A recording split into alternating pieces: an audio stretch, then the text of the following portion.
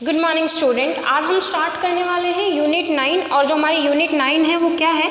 अनुक्रम तथा श्रेणी। अनुक्रम तथा श्रेणी हमारे लिए कोई नया टॉपिक नहीं है, क्योंकि जब हम क्लास 10th में थे, हमारी क्लास 10th में एक चैप्टर था। कौन सा चैप्टर? यूनिट 5। कौन सी यूनिट? Unit number 5। क्या थी हमारी यूनिट नंबर 5?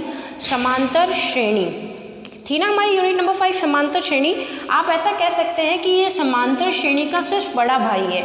क्या कह सकते हैं कि समांतर श्रेणी का बड़ा भाई है, क्योंकि जो चीज़ हमने समांतर श्रेणी में पढ़ी थी वही सेम चीज़ हम इस टॉपिक में पढ़ेंगे, बट वहाँ हम क्लास 10th में तो हमने उसका छोटा रूप पढ़ा था, लेकिन जैसे ही हमारा स्टैंडर्ड अप हो गया है तो हम इसके अंदर उसके बारे में ज़्यादा अध्ययन करेंगे। स्टार्ट करते हैं हम लोग।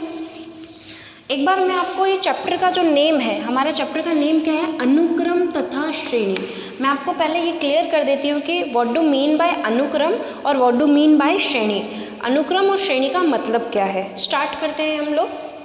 अनुक्रम, मैं मैथमेटिक्स में आपको बड़ी बड़ी डेफिनेशंस नहीं राइट कराऊंगी, मैं डायरेक्टली उन डेफिनेशन को एग्जाम्पल में कन्वर्ट करके आपको बताऊँगी, क्योंकि मैथमेटिक्स डेफिनेशन पर डिपेंड नहीं करती। मैथमेटिक्स किस पर डिपेंड करती है? एग्जाम्पल्स पर और फॉर्मूलों पे। तो हम देखते हैं कि हमारा अनुक्रम क्या है। अनुक्रम, अनुक्रम को इंग्लिश में क्या कहते हैं? सीक्वेंस।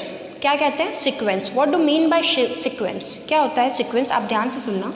सीक्वेंस वो होता है कि हमारे पास कोई भी, एग्जाम्पल देती हूँ मैं आपको, कि हमारे पास कोई भी 2 या 3 नंबर राइट किए हुए हैं, 3, 4, ओके।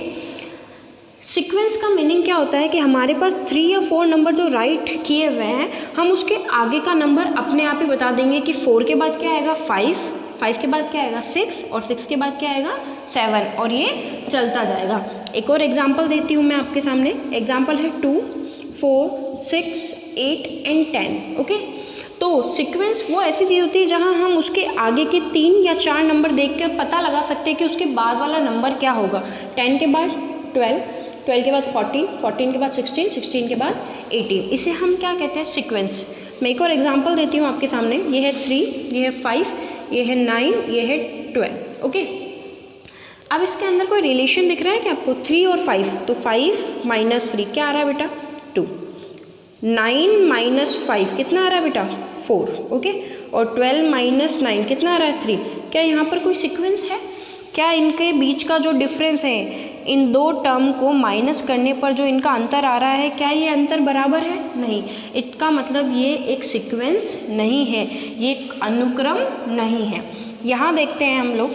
4 में से 2 गया तो क्या आएगा? 2। 6 में से 4 गया तो 2। 8 में से 6, 2। 10 में से 8, 2। 12 में से 10, 2। 14 में से 12, 2।